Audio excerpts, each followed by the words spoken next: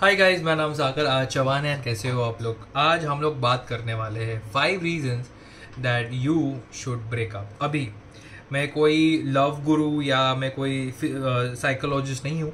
ये सारे पॉइंटर्स मैं अपने खुद के एक्सपीरियंस से कह रहा हूँ।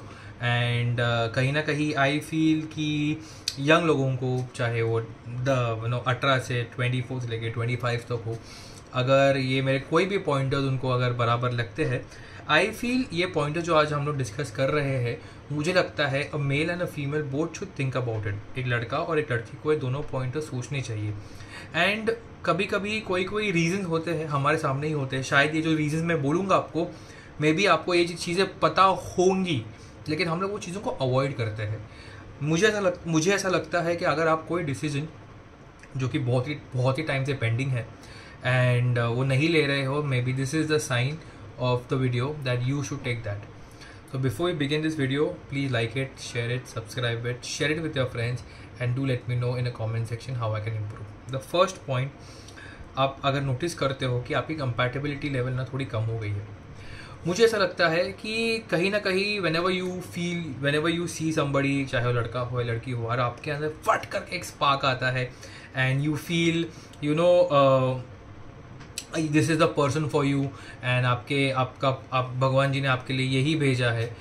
लेकिन अगर उसके अंदर कंपैटिबिलिटी नहीं है, अगर उसके अंदर जैसे आप सोचते हो सामने वाला सोचता नहीं है, तो आगे जाके मेरे हिसाब से बहुत ज़्यादा प्रॉब्लम्स आ सकते हैं। बिकॉज मेरे हिसाब से जो प्यार होता है, जो लव होता है, it has to be worked on. You have to keep working on your love. And मुझे ऐसा लगता है कि अगर कंपैटिबिलिटी लेस है, अगर आपके विचार, lifestyle, food habits, friends compatible नहीं है, if you are not compatible, I would say कि you should reconsider what you are and what you want in your life. The second thing is unhealthy dynamics. अगर constantly arguments हो रहे हैं, emotional manipulation हो रहे हैं, verbal abuse हो रहा है, and controlling behavior, चाहे from any of the sides, you can definitely sit down and talk to the person, चाहे लड़का हो या लड़की हो। अगर आप एक रूम में बैठ के शांति से एक दूसरे के साथ आँख मिला के बात करके you can solve it, okay. लेकिन अगर वो चीज़ सॉल्व नहीं हो रही है and every single day it is repeating, I would say कि आपके डायनामिक्स मैच नहीं हो रहे हैं। आप कहीं भी, maybe you are over here, she और he is over here, maybe they are over here and you are over here, आपके डायनामिक्स मैच नहीं हो रहे हैं एंड कॉन्स्टेंट नेगेटिविटी अगर रिलेशनशिप में है, देन आई वुड से कि you need to again reconsider your relationship. Third point is very important, trust issues and betrayal. I would say कि ट्रस्ट इश्यूज ऐसी एक चीज़ है, आई थिंक कि आपका कोई भी रिलेशनशिप का जो फाउंडेशन होता है दैट इज़ ट्रस्ट। और अगर ट्रस्ट नहीं है आपके सामने वाले पर्सन पे, तो I think you should reconsider, because trust is one thing which is सबसे ज़्यादा फ्रजाइल। आपको ट्रस्ट बिल्ड करने में may be couple of days, months, सालों लग सकते हैं, लेकिन उसको डिस्ट्रॉय करने में मे बी अ सेकेंड और अ मिनट। एंड वही चीज़ है, अगर आप कॉन्स्टेंटली आपके पार्टनर को if the partner is not making you feel secured और ट्रस्टिंग नहीं है अगर आपके रिलेशनशिप में, it is not gonna go far, I would से। बिकॉज कहीं ना कहीं आपका जो एक्साइटमेंट होता है नए रिलेशनशिप का, वो ऑटोमेटिकली कम हो जाएगा और ये सारी चीज़ें ना पाइल अप होना चालू हो जाते हैं। Can you trust the person? Can you trust the person if you are not around? Can you trust the person when he और she is in a situation जो उनके साथ नहीं होना चाहिए? तो अगर ऐसी सिचुएशंस है और अगर आप अपने पार्टनर पे ट्रस्ट नहीं कर सकते हो, या फिर आपका पार्टनर आपको सिक्योर फील नहीं करता है, I would say कि you need to little bit sit down and reconsider what are your priorities in your life. Lack of communication is a fourth point. मुझे ऐसा लगता है कि communication is key to everything.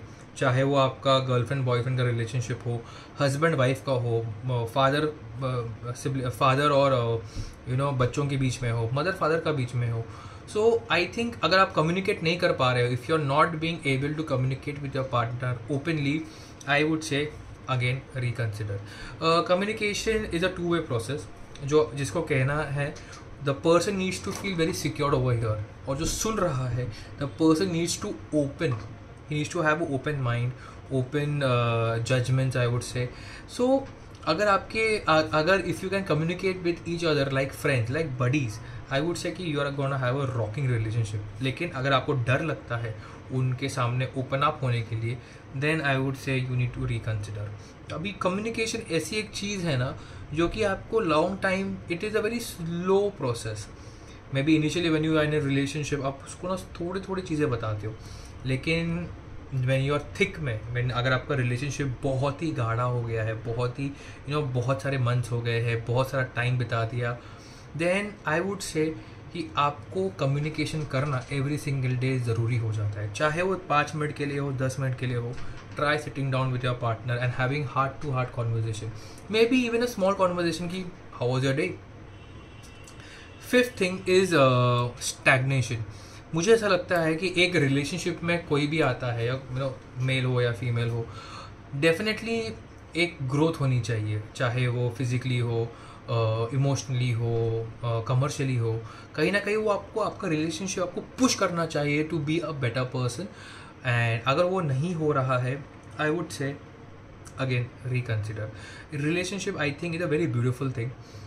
Other than our parents and our relatives and our siblings, आप जो भी relationship आपके आप बाहर बनाते हो, it has to help you to grow. अगर आपको एक छोटा सा वीडियो अच्छा लगता है, please like it, please share it, subscribe to the channel, hit the bell icon and do let me know in the comment section how I can improve. Bye.